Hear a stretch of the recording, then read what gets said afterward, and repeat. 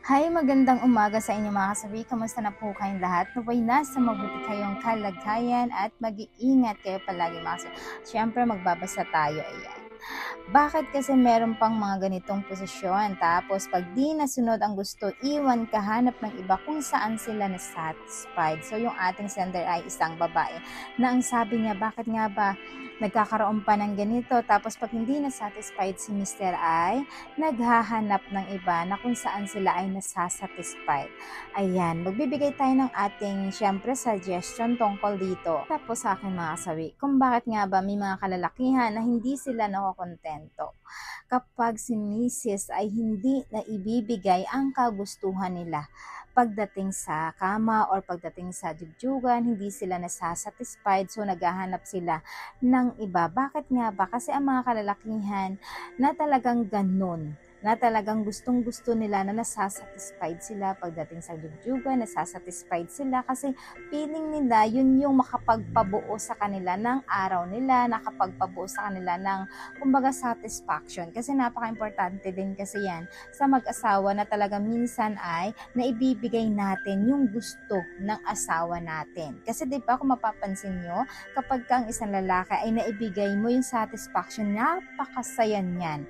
Ay talaga namang mamaya-maya ay lalambingin ka, hahalikan ka, talagang pasipol-sipol pa yan, pakanta-kanta pa yan, may pasayaw-sayaw pa kapag once na si Mr. ay talagang napasatisfied mo ng sobra. Kung mapapansin nyo.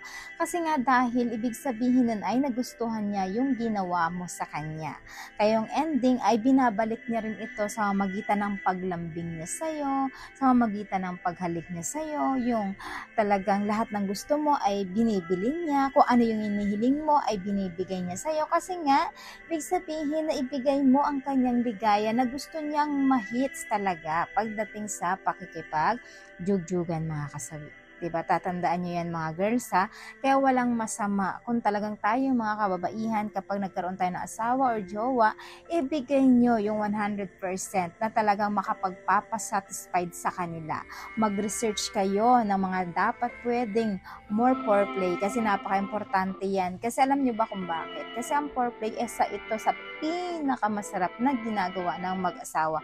Wag na wag tatamarin ang mga kababaihan na mag-foreplay. Tatandaan nyo yan ha, kasi nga dahil kapag once at tinamad ang isang babae, wala na, hindi nagagana pa. At higit sa lahat, hindi na kayo mag-i-enjoy dalawa na mag-asawa. Ang ending kasi niyan, kapag once ang isang babae hindi nagpo-foreplay, hindi rin siya sobrang L na L. Kumbaga, tinatanggap na lang niya, ina-accept niya na lang kung ano yung ginagawa sa kanya ng lalaki. Pagkatapos nun, wala na sa kanya, okay na.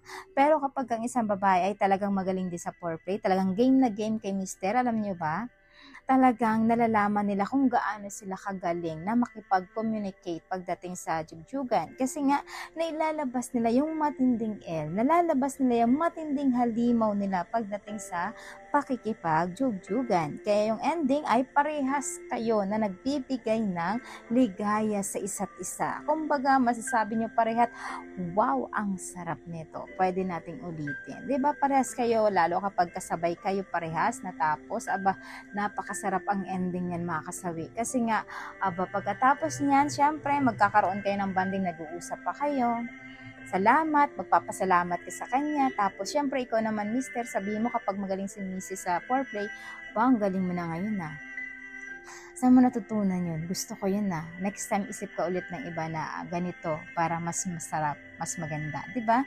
Nagkakaroon kayo ng compliment dapat sa isa't isa. Batiin ninyo, sabihin ninyo, purihin ninyo sa inyong asawa kapag kayo ay nagkakaroon ng foreplay na hindi nyo natitikman pa sa kanya. Para naman ang isang lalaki, isang babae ay mag-improve pa. Kasi the more na compliments ang natatanggap nila, the more sila din na talagang gustong-gusto pa nila itong gawin na mas more para naman ikaw ay masatisfied kasi pinupuri mo yung asawa nyo. Napaka-importante yon sa relasyon na nagkakaroon kayo ng ganito, satisfaction mga kasawi. So yun lang po mga kasawi yung ibig ko sabihin tungkol dito. Maraming salamat po sa patuloy na pag-suporta niyo sa akin sa walang sawang pag-share po comment. Kamang hindi pa po nakapag-subscribe mga kasawi, pwede na kayo mag-subscribe, pwede na rin kayo mag-follow para updated kayo sa topic ko araw-araw. Magandang umaga mga kasawi.